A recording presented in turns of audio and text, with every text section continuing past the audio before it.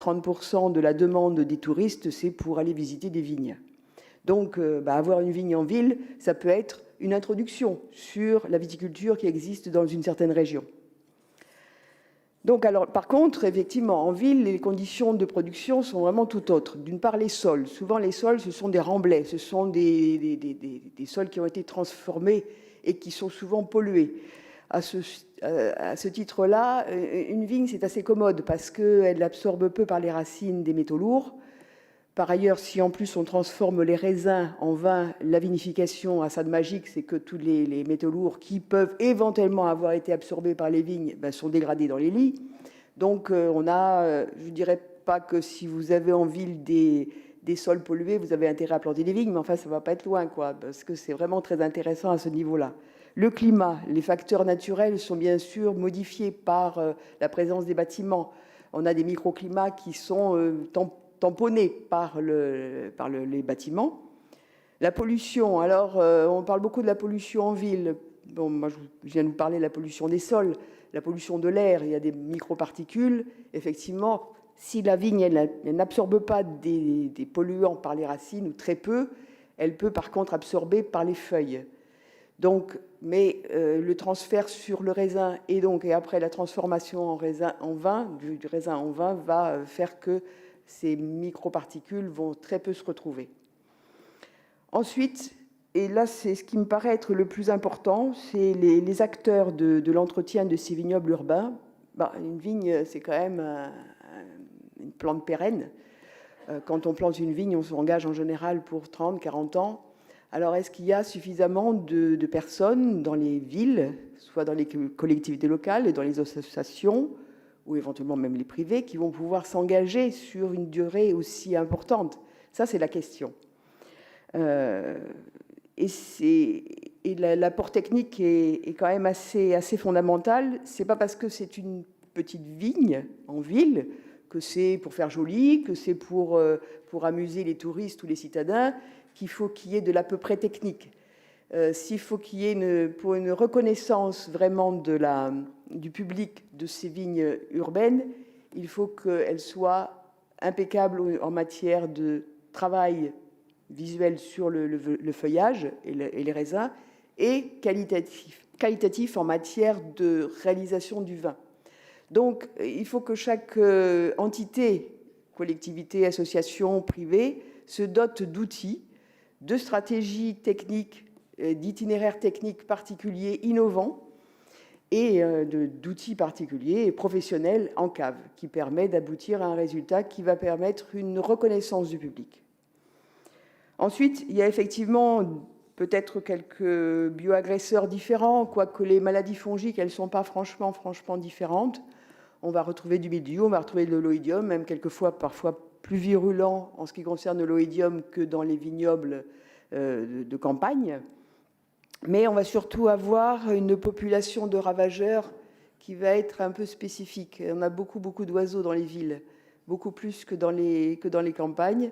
On a aussi la présence d'insectes qui sont assez particuliers. Donc, il faut utiliser obligatoirement des protections, des filets, par exemple, de protection physique contre les oiseaux et contre les insectes.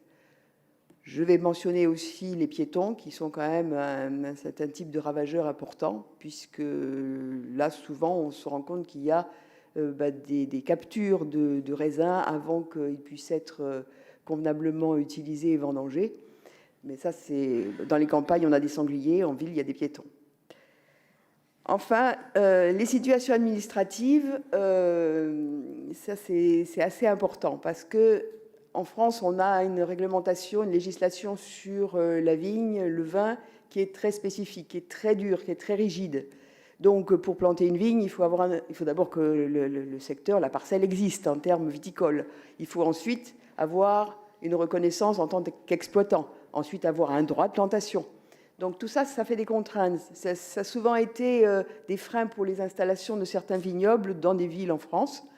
Parce que, c'est le cas de Clermont-Ferrand, par exemple, ils sont bataillés pour avoir des droits de plantation. Donc, ça, c'est un cas qui peut-être est à l'origine du frein de la viticulture urbaine en France. Ce qui n'est pas le cas dans d'autres pays européens ou mondiaux où on plante des vignes comme on plante autre chose. En France, on a non seulement la situation administrative de la reconnaissance d'une parcelle et du droit de plantation, mais il y a également aussi le régime des appellations d'origine qui fait que les choses ne sont pas simples. Et ensuite, la disponibilité du foncier. Bon, ça, évidemment, c'est toujours quelquefois beaucoup plus simple de planter un bâtiment plutôt qu'une vigne. À ce sujet, d'ailleurs, la ville de Nice, c'est une des rares villes où il y a sur sa superficie une appellation d'origine, qui est l'appellation Belay. Eh bien, cette appellation, au fur et à mesure des années, diminue en quantité. Et je pense qu'elle va être vouée à la disparition, parce qu'elle est grignotée par le foncier, par les bâtiments de façon importante. Imaginez le prix d'un terrain à bâtir à Nice par rapport au prix de la surface d'un hectare de vigne. Bon, tous ces points-là, c'est un peu pour recadrer un peu le sujet. Et puis, on va vous les illustrer avec les diapositives qui vont passer. Et vous allez voir un certain nombre de cas qui ont été utilisés et que vous allez retrouver. Donc, pour Angers, c'est une association qui s'appelle Vignes en Ville Angers. La surface est de 1,5 hectare et de planté en chenin. Et la motivation majeure a été de reconstituer le lien entre agriculture, viticulture et la société au travers d'événements et de projets pédagogiques, de production de vin à haute valeur gastronomique et la mise en valeur du patrimoine local. Alors, les adhérents participent à la conduite de la vigne. Ce sont des bénévoles. Donc, ils participent à tout sauf au traitement phytosanitaire, puisque ces applications de produits nécessitent le certificat et qu'un bénévole ne peut pas avoir ça décemment. Donc, les bénévoles participent essentiellement au désherbage. Alors ça, ils ne se précipitent pas pour venir en général. Par contre, ils sont très, très présents pour aller dans la cave. C'est étonnant d'ailleurs. Hein. On préfère aller travailler dans une cave plutôt que de désherber. Donc la production se fait oscille entre 1200 et 3500 bouteilles sur 5 qualités de vin, donc et vendues et donc est valorisée au cours d'événements comme la Journée du patrimoine, l'organisation de concerts et c'est aussi partenaire d'événements culturels avec de nombreux acteurs locaux. Ensuite, Dijon. Alors Dijon, la métropole de Dijon a fait un très très gros travail et ça ne va pas s'arrêter. Ils se sont rendus compte que Dijon a énormément de côtés positifs en matière de vignes et de vin. Bon, Dijon, c'est au cœur de la Bourgogne. Et donc il y a eu l'ouverture prochaine de la Cité internationale de la gastronomie et du vin, l'inscription des climats au vignoble de Bourgogne. Donc la métropole de Dijon a considéré qu'il fallait faire quelque chose pour valoriser la vigne dans la ville. Et donc, la métropole de Dijon a acheté des domaines, des surfaces. Il y a également des surfaces qui existent sur la commune de Dijon. Et ils ont une démarche très positive et assez maligne, c'est de demander à des vignerons, donc des professionnels, de s'occuper à la fois des vignes et des vins. Donc, il y a ce côté professionnel et de recherche de la qualité majeure qui a été vraiment privilégié sur la métropole de Dijon. Donc, c'est un nouveau vignoble, des vignerons qui sont engagés, il y a plusieurs cépages différents qui sont plantés. Donc, quand on arrive de la gare de Dijon, on va avoir un parcours piétonnier de la terre à l'assiette qui va permettre aux visiteurs qui traversent le Jardin des Sciences de découvrir un certain nombre de choses sur la vigne, et en particulier les cépages de la Côte de Dijon, les cépages anciens, les cépages actuels, mais également des cépages du monde entier. Et ils ont énormément de projets sur le centre historique de Dijon. C'est des lignes de vignes et des cassissiers qui vont être plantés aux abords des musées de la ville de Dijon. Donc c'est franchement très, très dynamique et la surface est importante sur la métropole de Dijon. Donc, je ne vais pas trop développer sur Bordeaux parce que je pense que vous connaissez tout ça par cœur. Mais donc, les Carmes Aubryon, bon, c'est un petit bijou, hein, et donc c'est un privé, si je ne m'abuse. Les Bordelais vont me contrediront si c'est pas tout à fait ça. Et c'est franchement, c'est le seul. Le directeur général de la propriété a dit que c'était le seul vignoble du Bordelais à posséder des parcelles de terre sur la commune de Bordeaux et y avoir son adresse postale, on va rue des Carmes, ce qui l'a transporté toujours de joie. Donc, mais par contre, vous avez sur d'autres communes de la métropole, vous avez d'autres crus prestigieux et d'autres vignobles prestigieux également. Donc, je ne vais pas détailler, je pense que vous connaissez tout ça par cœur.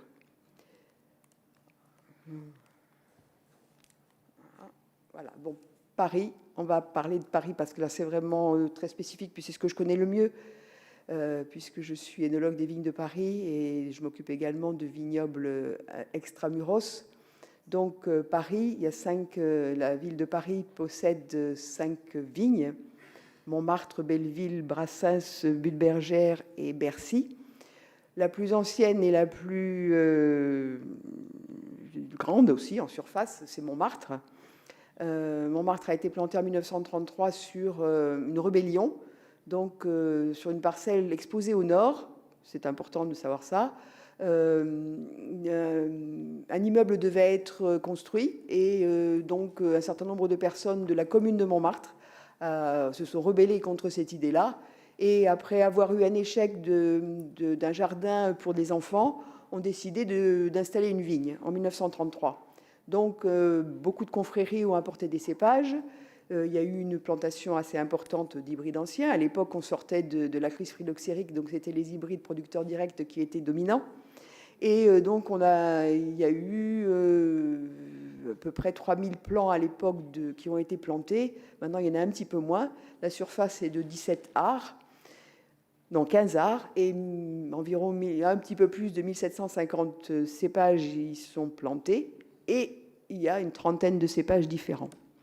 La complantation actuellement se fait en cépages, en variétés résistantes aux maladies, de façon à avoir comme objectif l'absence de traitement phytosanitaire. Effectivement, petit point important des vignobles urbains, c'est qu'ils sont dans les villes, et devant la demande sociétale et pour éviter d'avoir des problèmes trop importants avec les voisins, il faut imaginer des stratégies innovantes et des itinéraires techniques très nouveaux qui permettent d'éviter les traitements phytosanitaires. Donc Montmartre, c'est aussi la fête des vendanges, troisième événement parisien après Paris-Plage, je crois, et la Nuit Blanche. Donc 500 000 personnes dans les rues de Montmartre. Il y a des parrains-marraines tous les ans, différents, et puis c'est 3-4 jours de grandes fêtes. Effectivement, la fête des vendanges de Montmartre a lieu le deuxième week-end d'octobre. Les vendanges sont faites déjà depuis longtemps, mais il n'empêche que c'est toujours très joyeux et ça a toujours été très, très important dès le départ, dès la plantation de la vigne de Montmartre, puisque en 1933, plantation, 1934, vendange. Comme il n'y avait pas de raisins, ben on est allé chercher les raisins dans les halles. 15e, c'est le clos, c'est Brassens, donc plantation essentiellement de Pinot. Et les vins sont vinifiés dans une cave dans l'annexe de la rue Grenelle, à côté de Commerce, et qui s'est vendu aux enchères organisées par la mairie du 15e pour des associations caritatives. La vente des vins de Montmartre a lieu également pour des associations caritatives. 12e, Paris 12e, c'est le parc de Bercy. Ça va bien vite. Donc, parc de Bercy, c'est du côté du secteur Istiac-Rabine. Donc, c'est une plantation initialement de chardonnay et sauvignon et progressivement complantée en variétés, remplacée par des variétés résistantes aux maladies. Je pense que dans 4 ou 5 ans, ça sera complètement en variété résistante. Donc, de façon à éviter tout intrant chimique ou de les limiter de façon très importante. Ensuite, autre vigne, la Butte Bergère, ça c'est un petit coin de paradis sur Paris. C'est une vigne, un jardin qui est absolument merveilleux, qui n'est pas trop visible par le public parce qu'il est tellement escarpé que c'est dangereux pour y aller, et donc il est seulement ouvert à certains moments. La Butte Bergère est également replantée progressivement en variétés résistantes. Il y a pour le moment une surface assez importante de pinot noir qui permet de faire un vin rouge délicieux. Belleville, dans le 20e, c'est peut-être la plus petite surface. On élabore un rosé fait avec un assemblage de pinot meunier, de chardonnay et de variétés de vignes résistantes. C'est un rosé très, très joli. Après, en Île-de-France. L'Île-de-France, c'était la plus grande surface viticole de France à la fin du 19e siècle, avec 42 000 hectares.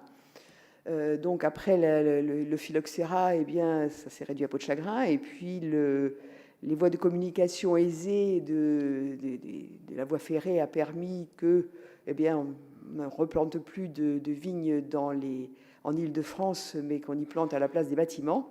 C'était sans doute beaucoup plus lucratif. Donc il existe une foultitude de petites surfaces en Île-de-France. Je crois que ça correspond à peu près à une quinzaine d'hectares au total, mais répartis en 200 ou 300 endroits différents. Là, c'est la ville de Blanc-Ménil, dans le 93, qui a une vigne, un enclos qui est très joli, à côté d'une ancienne ferme médiévale, et qui produit du vin blanc, à partir de chardonnay essentiellement, mais également avec des variétés résistantes. Toutes les collectivités locales sont parties sur cette option-là, puisque ça permet quand même de limiter les problèmes d'intrants chimiques à la demande de la société, parce que les gens ne comprennent plus pourquoi on utilise même du soufre ou du cuivre. Ça devient très, très insupportable. Autre commune, Courbevoie. Courbevoie, c'est près de la Seine. C'est une exposition extraordinaire, avec un ensoleillement toujours très, très joli qui permet d'avoir une maturité complète tous les ans. Là, un assemblage de sémillon, sauvignon, chardonnay, pinot noir et variétés résistantes aussi un petit peu. Les vendanges se font de façon participative ainsi que celle de Paris. Je ne l'ai pas mentionné, mais c'est important. Les citadins sont très très contents de venir vendanger, et souvent la plupart des gens me disent, parce que je participe à ces vendanges-là, je leur donne des renseignements, ils sont très contents, ils me disent c'est la première fois de ma vie que je viens vendanger, et c'est à Paris. Donc pareil pour Courbevoie, les vendanges participatives sont toujours un moment très important pour les citadins, et également les visites des caves. Ce qui permet de combattre un peu quelques idées reçues aussi, parce que la vigne, c'est un peu ça le problème, c'est qu'elle a accompagné l'être humain depuis tellement longtemps qu'on a emmagasiné tout un tas d'idées reçues, et surtout maintenant beaucoup d'idées reçues, qui fait que ça sclérose un petit peu sa conduite, alors qu'on pourrait en faire absolument tout ce qu'on veut et produire un peu tout ce qu'on veut en dehors de la réglementation des AOC, par exemple, hein, mais ça pourrait être vraiment une option. Suresnes, c'est la plus grande surface de la vigne des villes de France actuelles. Suresnes, c'est aussi, particularité également administrative, c'est également la seule vigne de France, pour le moment, qui a été légalisée, on va dire par là, ça devient... puisque les autres vignes de Paris et de la petite couronne sont des vignes patrimoniales, donc ils n'ont pas d'existence légale. Donc tout ce qui est vendu, c'est pas vendu. Tout ce qui est vendu, c'est sous forme un peu bizarre.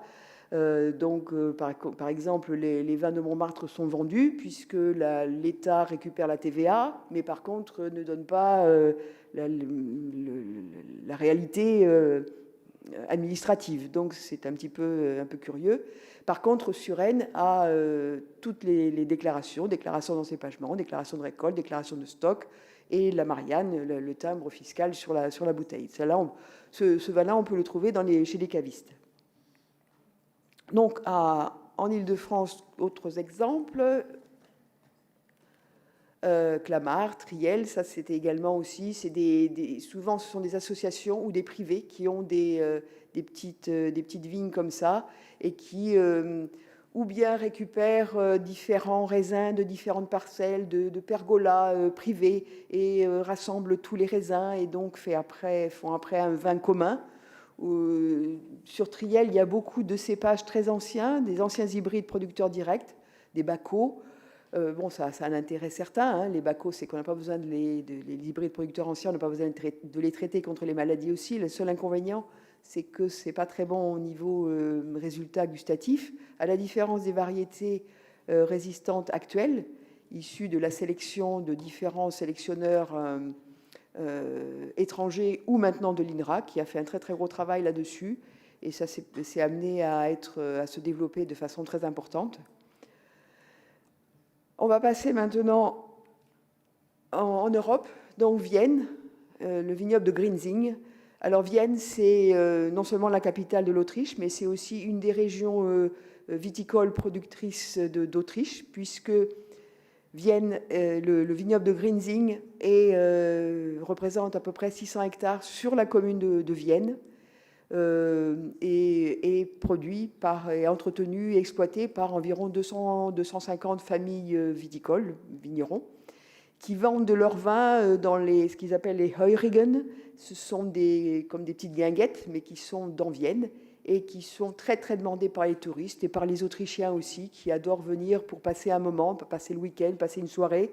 C'est vraiment un développement et ça fait tout à fait penser aux guinguettes du bord de la Marne qui avait initialement en région parisienne et qui pourrait être éventuellement un modèle aussi pour retrouver une autre vie au vin.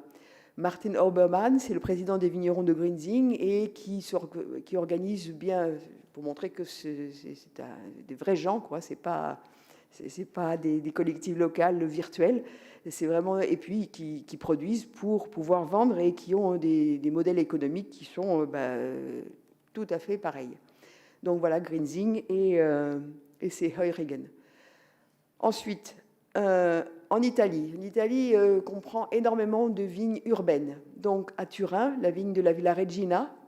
Turin n'est pas spécialement réputé pour ses vignes, plutôt pour les voitures.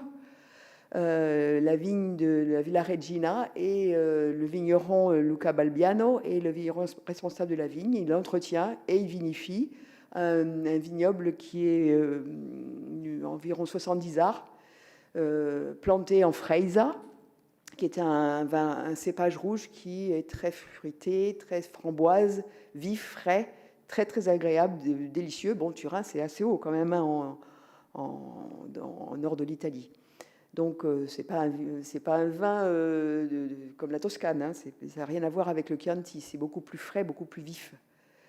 Alors Venise. Venise, c'est un cas particulier. Il existe plusieurs entités à Venise.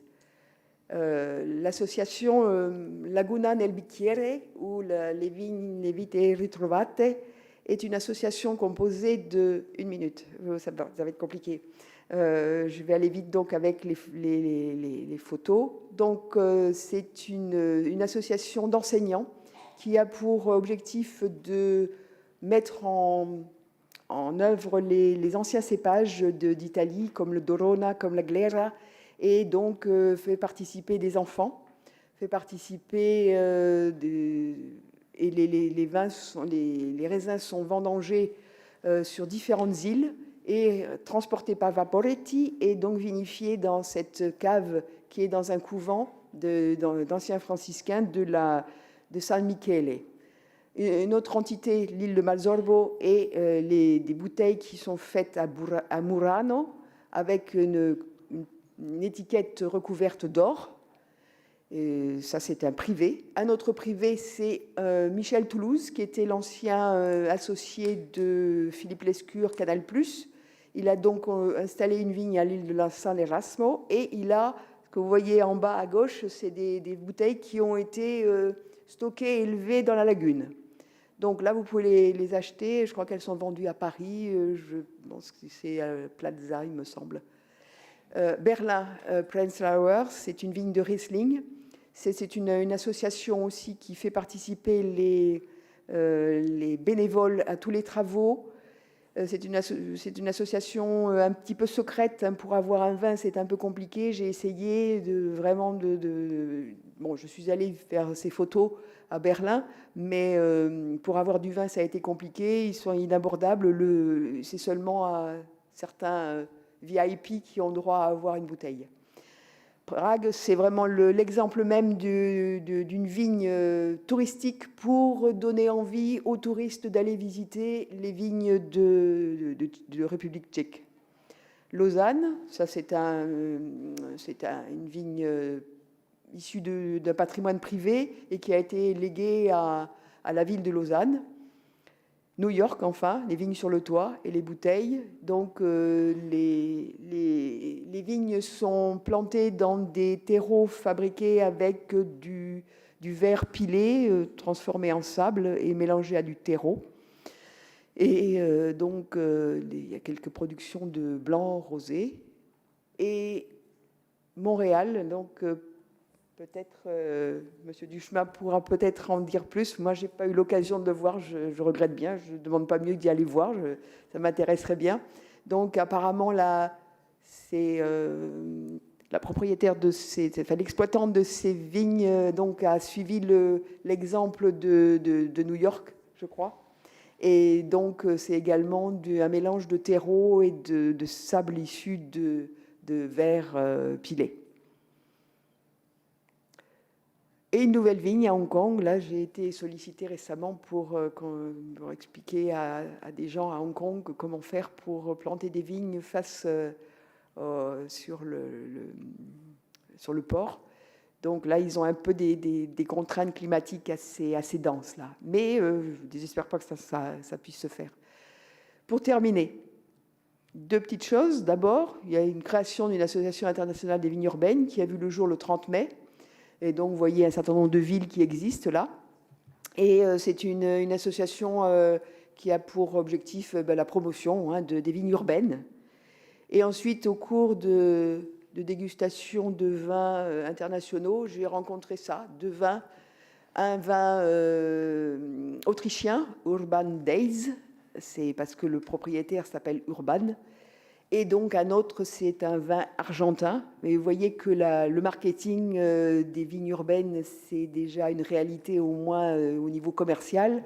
Alors pourquoi ça ne serait pas une réalité en matière urbaine réelle de vignes? Voilà, je vous remercie.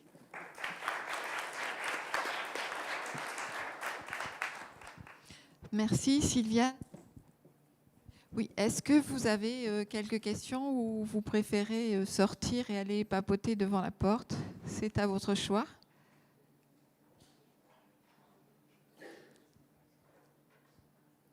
Bon, bah écoutez, merci à tous d'être restés jusqu'au bout et au plaisir de vous retrouver dans d'autres événements sur l'agriculture urbaine et merci beaucoup aux intervenants de vos communications.